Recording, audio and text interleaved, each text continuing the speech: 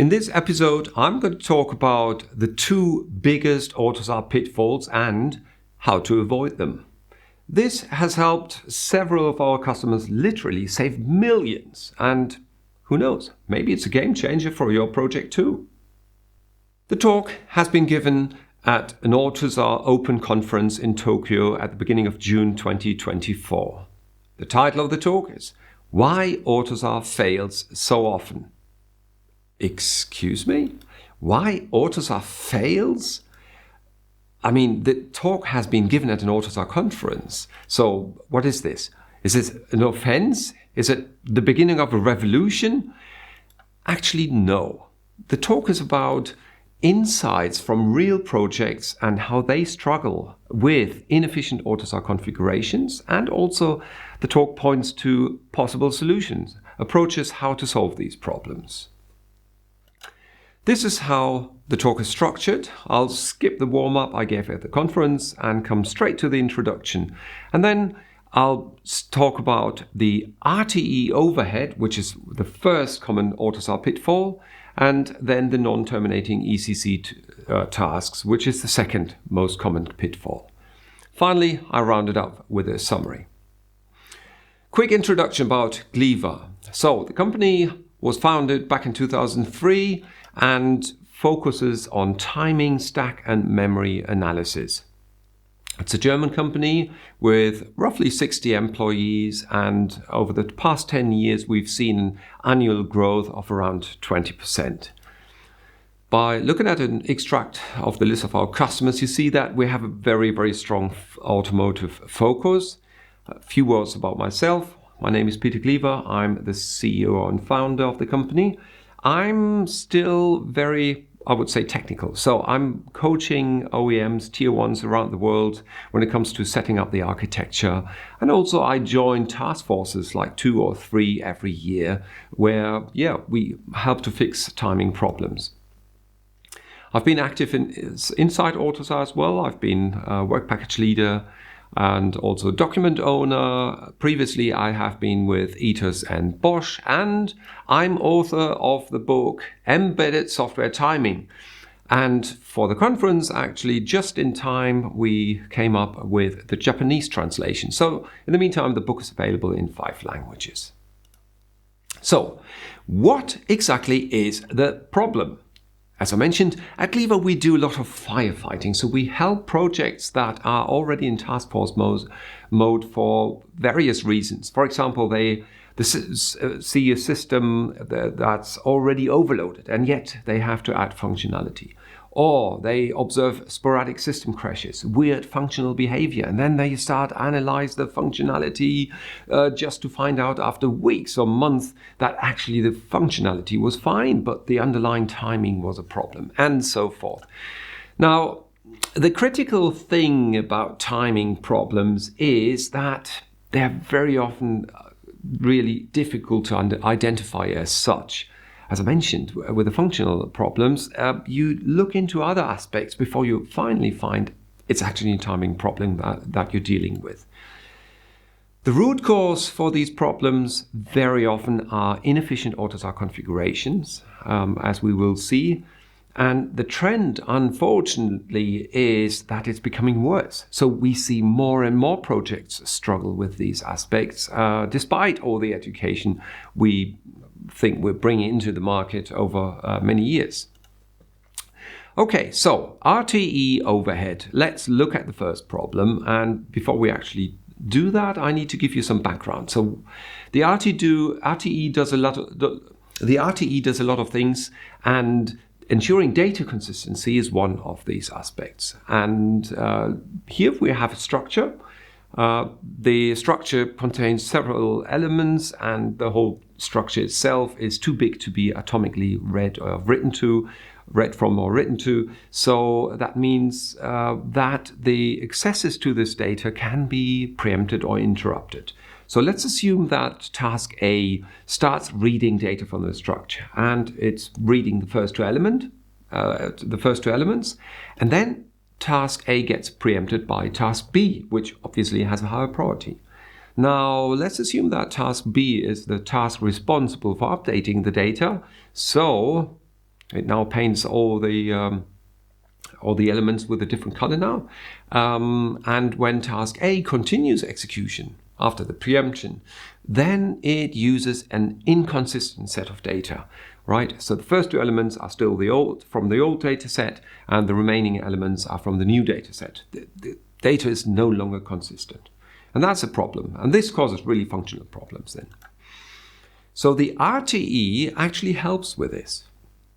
Task A and Task B, they use RTE API calls for implicit communication, for example, and to exchange data now.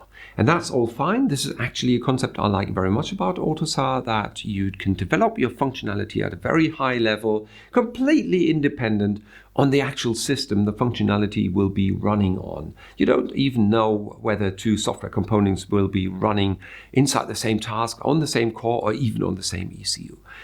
Conceptually, this is very good. And also the idea of then analyzing whether there could be a problem at build time is also very good, right? So what happens now is that the RTE, during the generation process, it analyzes where the different accesses to the data are located, and it'll find out, okay, we have some read accesses in task A, write accesses in task B. They do have different priorities, so we do need to protect the data.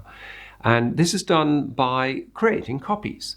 So here you can see we have our global data. And at the beginning of task A, now the RTE code here, shown in this purple color, copies the data used by task A into a local copy, okay? And during the task execution then, task A will access only the local copy. Here we see the preemption by the higher priority task B, which updates the global data, but obviously not the local data. So task A continues to use a consistent set of data, and that's good. Well, there's a problem with this. I mean, the complexity of data consistency is hidden away by AUTOSAR, and that's good. But the problem is that people are not aware of the costs. Because obviously, copying the data and this additional ROM, I mean, these are embedded software resources costs. Doesn't come for free. Also, the copy process itself needs to be protected. So we do have interrupt suspensions there. And on the multi-core system, we might even see spin locks there. And when I say the costs can be rather high, I would like to show you 3 examples just to also really make you aware of how big the problem is. Example number 1.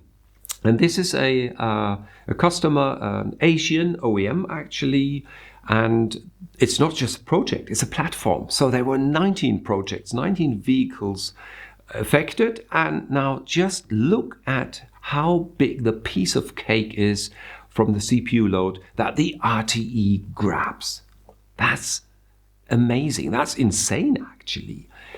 This is not what you bought your powerful multi-core processors for, just to copy data back and forth, right? So in the meantime, by the way, for this project, we optimized the software and everything's good, and they're happy now, and the piece of cake is really just a few crumbles are left. Second example, it's again a platform. So in this case, 6 vehicle models affected. It's just from a few weeks ago, where I've been traveling abroad and helped out a little bit. Here from the analysis, you see these tables. So mk-syscall is a function responsible for disabling and enabling interrupts. And just look how much it consumes on each of the cores. So roughly 30% on core 0 and, well, at least 27.5% on core 1. Again, this is mad. I mean, here's some other numbers. On core 1, the interrupts get suspended and resumed 340,000 times every second. Suspend, copy, resume, suspend, copy, resume. This is what the processor most of the time does. That's not what you designed your software like, right? This is not what you had in mind when you developed your software. Here the status is still ongoing, so we'll see, but I'm very confident we'll get that in a safe spot as well. Third example, again, a platform, 29 vehicle models affected. The AURIX they used was overloaded already, and still they had to add functionality before SOP. So they evaluated switching to a more powerful AURIX, and they estimated the costs to be around 160 million euros. Can I just underline this number? That's 160 million euros for changing the processor. So that's more than $170 million. That is just absolutely insane, okay? Again, here we were able to help them, and last August everything was fine and solved. CPU load was brought down again, and they did not have to switch the processor. But you see, there's a lot of money, and it's got a high relevance for AUTOSAR projects.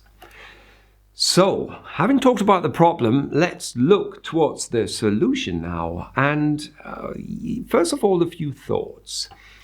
Preemptions can cause inconsistent data. Okay, that's what we said. So, no preemption, no problem. Right? So that's one way of approaching it, is avoiding or reducing preemption. Let's also have a look at the RTE specification, what it says about copy semantics. It goes yada-da-da-da-da, and then if all entities, if all accessing entities are in the same preemption area, this might not require a real physical data copy. In this case, the two tasks, for example, they can both just use the global data without any problem, any potential problem with data inconsistency. So back to our example, task A and task B, they use implicit communication. When they are both assigned the same priority, then they can't preempt each other. Task B can't preempt task A anymore, and again, there's no data consistency problem in this case there. So my recommendation would be to use as few priorities as possible. Now, there are more mechanisms than just assigning the same priorities. There are, for example, the internal resources of the priority ceiling protocol, where tasks can have different priorities for the arbitration, but once they start running, they are elevated to the highest priority, the so-called ceiling priority of this group, making preemption within the group, again, impossible. So this is really the way to go. Alternative approaches then include cooperative multitasking, but I'll probably talk about this in another presentation. So, I'll give you a hint. Maybe you create a version of your software where you do assign all tasks the same priority. Don't try to flash the software or run it, it probably won't work. But you should look at the generated RTE code and see how, all these copy routines and everything, how that vanishes. So that is this helps you to point out the potential, the optimization potential. Okay, and then the final version of your software will probably be somewhere in between today's setup and this extreme configuration with all tasks at the same priority. And then hopefully your RTE code, if you compare the new version to the old version, looks very much like in this customer project. It's again another customer project where you see that lots of code just disappears and you free runtime, flash and RAM. So very, very good optimization potential here with respect to RTE configuration optimization. Okay, let's look at the second pitfall. This is related to ECC tasks, or to be more precise, non-terminating ECC tasks. I'll explain the whole topic using yet another customer example. So we got a phone call and the customer stated, actually we face some sporadic communication issues. We don't really know what's going on, but could you help us finding out? So my question then was, well, maybe the system is overloaded? And the answer was, no, Because if it was, the error hook would trigger a reset. So here you see the code of the error hook. So what's the error hook? Just in a nutshell, it's a callback function implemented by you and called by the operating system at runtime whenever the operating system encounters a runtime problem. So it's the OS shouting to you, here's a problem, okay? And then you can react. And the customer reacted on when the EOS limit case fired, which is a failed task activation, which in almost every case shows an overloaded system. In this case, they fired system reset. So they didn't. So the intention was actually reset the system when it's overloaded. They didn't see any resets, so their thought was the system is not overloaded. The problem is that actually, well, what's the problem? My question then was, are you using the standard RTE setup? The answer was yes. Ouch. The problem is that the error hook doesn't get fired when an event is re-triggered. So why is this a problem? I need to give you some more background. Okay, so let's have a look at the RTE specification. So here you see in the RTE specification some code example for implementation recommendation. Let's zoom in a little bit, and this is the code we see. It's actually a non-terminating ECC task to start with. Okay, so here's an endless loop.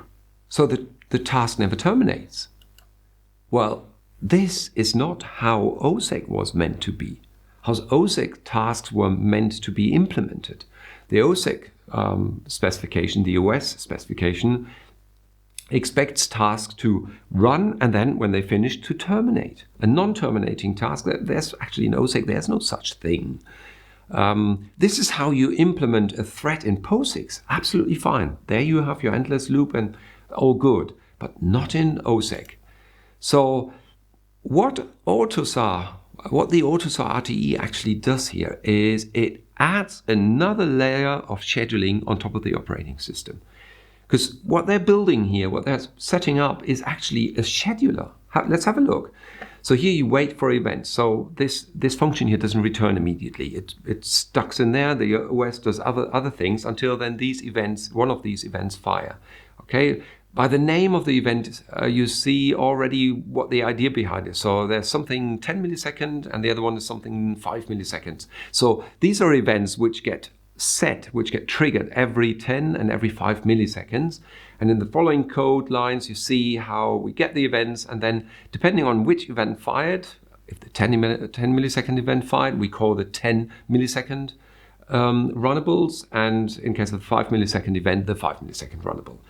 So this is the additional scheduling. So we're scheduling the runnables according to their required period.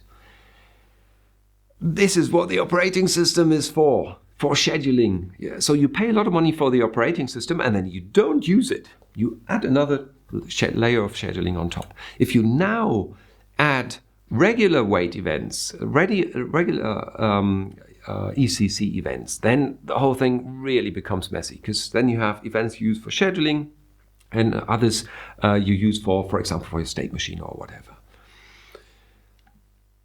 Right, back to the customer example.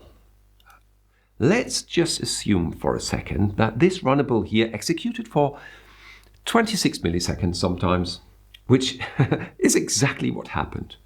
It's a 10 millisecond runnable, so it's expected to execute every 10 milliseconds, and sometimes it took up to 26 milliseconds. So of course, after some time, after 10 milliseconds into execution, the latest, the next event was set, or the 10 millisecond event was set again. After 20 milliseconds, it was set again. But is that a problem? Well, not for the operating system. If you look at the OSEC specification, re-triggering in an event is no problem at all. You can do that as many times as you like. So, no problem observed by the operating system. But obviously, the software did have a problem, which you can nicely see on this slide here, which shows a T1 trace, one of the first traces we downloaded. So the dark, here you see all the tasks and interrupts, one per line, and the color indicates the task state over the time. The bright color is ready state, dark color running state.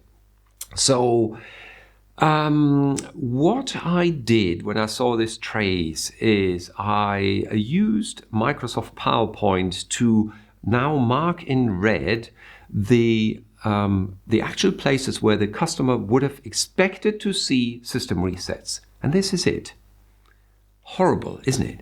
I mean, this is the precise moment in time when the integrator really got pale in the face and had to sit down. Because within like 5 seconds, he switched from, oh, we don't have a timing problem to, we have a massive timing problem. Okay. In the end, we could solve the problem, and in the meantime, the software is in production, so no issue there anymore. What about a generic solution, a better approach than what is recommended by the RTE? Very simple. Use BCC. Don't use extended class at all if possible. You should have really a very, very good reason why to use the extended conformance class at all. Most projects can really do with BCC, basic conformance class. And this is what the code would look like. You have different runnables, some requiring the 10 millisecond period, some the 5 millisecond period. So just configure a 10 millisecond task and a 5 millisecond task, and both of them terminate. Full stop. The code looks so straightforward and nice and clean, easy to understand. And now also the arrow hook works as expected. So if one of the runnables just takes up too much time and we get another task activation while the task is still running, bam, you have your arrow hook, and in the customer case, you would see a system reset as expected. This setup is also the perfect basis for cooperative multitasking I mentioned earlier, so I'm planning to give a talk on that as well. It's fantastic. I see it rarely, but it's such an efficient and good approach. And using BCC only is the perfect basis for that. By the way, you might wonder what the number 1 means of BCC1. Is there also BCC2? The answer is yes, there's a BCC2. The difference is that BCC2 allows multiple task activations. So when you get to the point that the task is still running and it's due already, the next instance is due, so you get your activation. With BCC1, the arrow hook fires. This is a problem. With BCC2, you can say, okay, let's buffer the activation a little bit and maybe we can catch up later. No, don't do it. In 25 years of embedded software experience, I have not once seen a sensible usage of multiple task activations. It's always been just pushing the problems along the time axis, on the development time axis a little longer, and it's going to hit you in the face later even harder. So better just solve your timing problems and stick to a lean, nice and clean, straightforward BCC1 setup whenever possible. Summary. So far too many projects using AUTOSAR, they struggle. They struggle with inefficiencies, especially the 2 pitfalls I pointed out.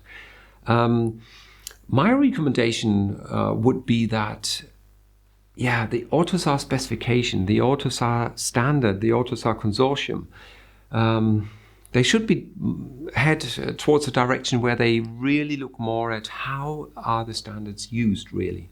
What are the problems caused by the standards in the real projects, in the real world, so that in the end here the specification is not really unlinked from the users. Okay. Also, more AUTOSAR is not naturally better. So, ask this guy, probably next time he's going to put some less load on. Already the AUTOSAR consortium addressed this, and they are looking at problematic parts in the specification, rarely used features in AUTOSAR, and do some tidying up there. Finally, I'd like to bring up the idea of some maybe safety efficiency subset or conformance class, or maybe reference configurations. I mean, I could imagine 3, 4 reference setups where a lot of things are pre-configured and where, as part of the documentation, then it's stated which parameters you should not touch. So taking away a little bit of the freedom of what you can configure and do in AUTOSAR, but also removing many of the pitfalls. I think that would be something that could really help. And with this, I'd like to say thank you very much for your attention and arigatou gozaimasu.